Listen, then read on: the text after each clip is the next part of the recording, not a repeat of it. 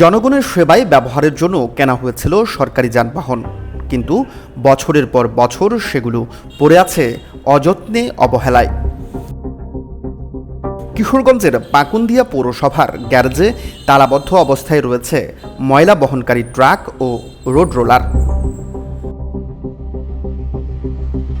দূর থেকে দেখলে মনে হবে অনেক দিন ধরে পরিত্যক্ত অবস্থায় দাঁড়িয়ে আছে টিন শেডের এই ঘরটি, অথচ পৌরসভার উন্নয়নমূলক কাজে ব্যবহৃত গাড়ি রাখার জন্য তৈরি করা হয়েছিল গ্যারেজটি। দরজায় ঝুলছে তালা, আর সেই তালার আড়ালে বন্দী কোটি টাকার সরকারি সম্পদ। যে ট্রাকে প্রতিদিন পৌর এলাকার ময়লা অপসারণ হওয়ার কথা, যে রোড রোলার উন্নয়ন কাজে ব্যবহৃত হওয়ার কথা, সেগুলোই এখন দীর্ঘদিন ধরে পড়ে আছে অচল অবস্থায়। অভিযোগ উঠেছে গ্যারেজে থাকা ময়লা বহনকারী ট্রাকের চাকা ও রোড রোলারের গুরুত্বপূর্ণ যন্ত্রাংশ নিখোঁজ হয়ে গেছে। শুধু গ্যারেজের ভেতরই নয়, বাইরেও একই চিত্র। খোলা আকাশের নিচে দীর্ঘদিন ধরে পড়ে রয়েছে পৌরসভার একটি পিকআপ ও একটি রোড রোলার। রোদ, বৃষ্টি আর অযত্নে ধীরে ধীরে মাটির সাথে মিশে যাচ্ছে সরকারি সম্পদ। স্থানীয়দের অভিযোগ, জনগণের করের টাকায় কেনা এসব যানবাহন বছরের পর বছর অচল হয়ে পড়ে থাকলেও সেগুলো সচল করার কার্যকর উদ্যোগ চোখে পড়ছে না।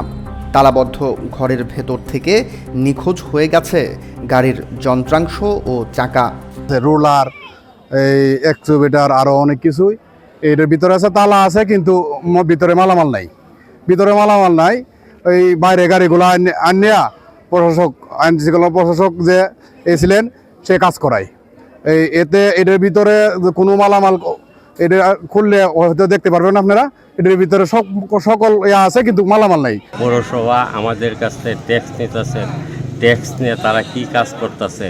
তারা যে গুদাম ঘর করলো, ঘরের ভিতরে যে তারা এই যে গাড়িগুলা রাখলো, এরপরে গাড়ির চাক্কা কেন থাকে না? গাড়িগুলি ঠিক পরে রয়েছে, কিন্তু গাড়ি কোনো চাক্কা নাই, লোহা নাই, সবকিছু নিয়ে গেছে।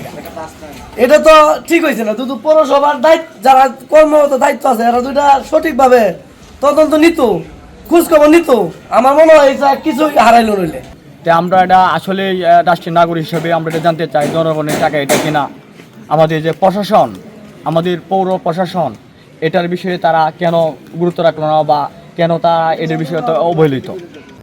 বাইরে থেকে রোলার আনলে মনে করেন এইগুলিতে একটা বোধহয় পায় আর কি। এই জন্য পৌরসভার জিনিসপত্রের কোনো রক্ষণাবেক্ষণ নাই। এভাবে রক্ষণাবেক্ষণ না থাকলে তো পৌরসভা অটোমেটিকলি ধ্বংস হয়ে যাবে। গাড়ির যন্ত্রাংশ চুরি হওয়ার কথা স্বীকার করে দায়িত্বে থাকা পৌর প্রশাসক বলছেন, গ্যারেজের ভেতরে নয়, বাহিরে পড়ে থাকা অবস্থায় চুরি হয়েছে। পরবর্তীতে বিষয়টি জানার পর গ্যারেজের ভেতরে তালাবদ্ধ করে রাখা হয়। হওয়ার কারণটা, এটা তো চুরি কেন হয়, এটার কারণ কিভাবে বলবো বলেন? কিন্তু এখন আমরা উদ্যোগ নিয়েছি, আমরা শেড গুলা সব মেরামত করছি এবং গাড়ির গুলা ওই শেডের ভিতরে রেখে আর কি। যেমন আমি একটা ময়লার গাড়ি আমার উপজেলা পরিষদের ভিতরে নিয়ে আসছি, রাখার জায়গা নাই বিধায় উপজেলা পরিষদের ভিতরে নিয়ে আসছি, মানে আমার বাসার সামনে, যেন ওখানে কোনো না হয় আর কি। যেটা চুরির যেটা সেটা আগেই হয়েছে, অনেক আগে, রিসেন্টলি না। চুরির ঘটনা হওয়ার পরে আমরা টুকটাক কিছু পার্টস মনে হয় নিয়ে গেছি, এটা আমি শুনেছি। পরে আমরা এটা তালাবদ্ধ অবস্থায় রাখছি। সরকারি সম্পদের এমন অযত্ন ও অব্যবস্থাপনা জনসেবাকে যেমন ব্যাহত করছে, তেমনি রক্ষণাবেক্ষণ ও জবাবদিহিতার বিষয়ও তুলছে বড় প্রশ্ন। এখন দেখার বিষয়, এসব যানবাহন আবার কবে ফিরবে জনগণের সেবায়। News desk, Kishoreganj press.